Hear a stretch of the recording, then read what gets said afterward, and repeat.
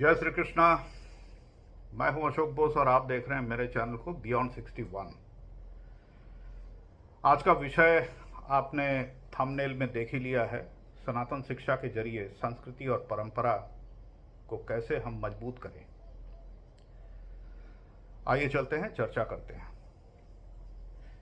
किसी भी समाज में जन्म के बाद सबसे पहला पाठशाला एक बालक के लिए उसका अपना घर ही होता है। हर आदत और संस्कार का पहला सबक उसे अपने परिवार से ही मिलता है और उसके बाद बाहर किसी स्कूल में उसका दाखिला कराया जाता है और वहां पर स्कूली किताबों का ज्ञान मिलता है। परंतु साथ ही साथ परिवार का भी एक बहुत महत्वपूर्ण दायित्व है कि बालक को अपने जड़ और संस्कार से परिचित कराना। ये बहुत महत्वपूर्ण है। वह कैसे? परिवार में कई सदस्य होते हैं, जैसे माता पिता, भाई बहन, बड़े बुजुर्ग, और हर सदस्य का अपनी जगह एक रिश्ता यानी पोजीशन के अनुसार अपना दायित्व बोध होना चाहिए। प्रत्येक का कर्तव्य अपनी जगह एक मुख्य भूमिका निभा सकता है, निभाता भी है। यही हमारी परंपरा रही है और यहीं से हमें संस्कार भी प्राप्त होता है। यदि हम इसको मूल स्रोत मान लें और यही हमारी पुरानी परंपरा रही है, जहां से संस्कार का जन्म होना चाहिए, इसमें घर के भीतर ही चर्चा, वार्तालाप होना चाहिए जो कि रोचक लगे, जिसके भीतर कई तरह के सब्जेक्ट्स लाए जा सकते हैं, जैसे कि स्वधर्म, कर्तव्यबोध, मित्रबोध, शत्रुबोध। इन सब चीजों को समझना अति आवश्यक है। इसके लिए घर में परिवार के सदस्यों के बीच चर्चा होना और आलोचना होना बहुत जरूरी है और यह होना भी चाहिए। और यह हमें कहां से मिलता है?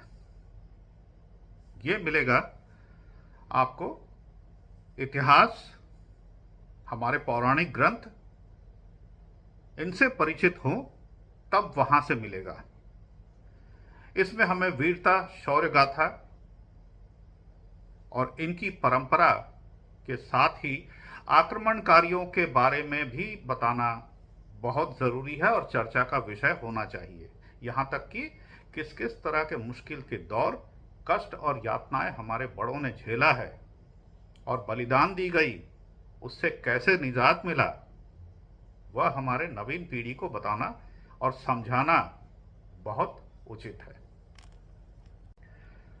ऐसे विषयों को जब हम लेकर के बैठते हैं और चर्चा करना चाहते हैं,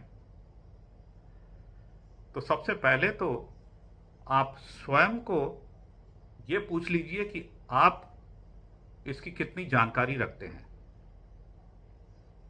वह भी कथानक और कहानी के रूप में। यदि इन्हें रोचक बनाया जाए तो ये रोचक लगने लगेगा और इसमें बच्चे इंटरेस्ट पाएंगे। बच्चों में जिज्ञासा उत्पन्न करना और कराना, यह एक बहुत बड़ी कला है। उन्हें कौतूहलवश प्रश्न पूछने की आदत डलवानी पड़ेगी। उनके अंदर जिज्ञासा होना चाहिए। प्रश्न पूछना एक बहुत सकारात्मक लक्षण है, जिसमें आप अपना लक्ष्य प्राप्ति का परिचय पा जाएंगे। यदि ऐसा करने में आप सक्षम हैं तो आपने संस्कार दे दिया। आज के दिन हमारी खुशहाली और गर्व के पीछे कितनी बलिदान दी गई और इन सब के पीछे प्रेरणा स्रोत क्या था, वह भी हमें यहीं से मिलेगी। हम आज जो भी हैं, इसका श्रेय हमारे पूर्वज और बड़ों का ही है। इसे हमें भूलना नहीं चाहिए।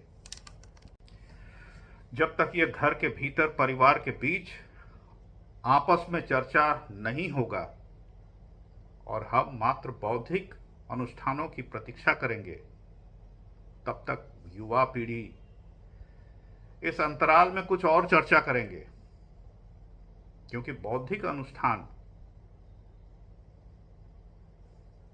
बहुत अंतराल के बाद आता है। जाते जरूर हैं, 7-7 दिन तक चलता है। एक दिन जाकर के बैठ गए, परंतु उसे पूरा सुनने का और समझने की कोशिश नहीं करते हैं। प्रश्न पूछने का हमें अवसर नहीं मिलता है। जिज्ञासा मन में ही रहता है, सुनते जरूर हैं लेकिन हासिल करके नहीं लाते हैं, क्योंकि वर्तमान में सोशल मीडिया का जो युग है, इसमें कई तरह के सामग्री उपलब्ध है। यही कारण है युवा दूसरे सभ्यता की ओर तेजी से अनुसरण करने लगते हैं, और यही कारण है कई सारे अवगुण भी पाए जाते हैं नए पीढ़ी के अंदर।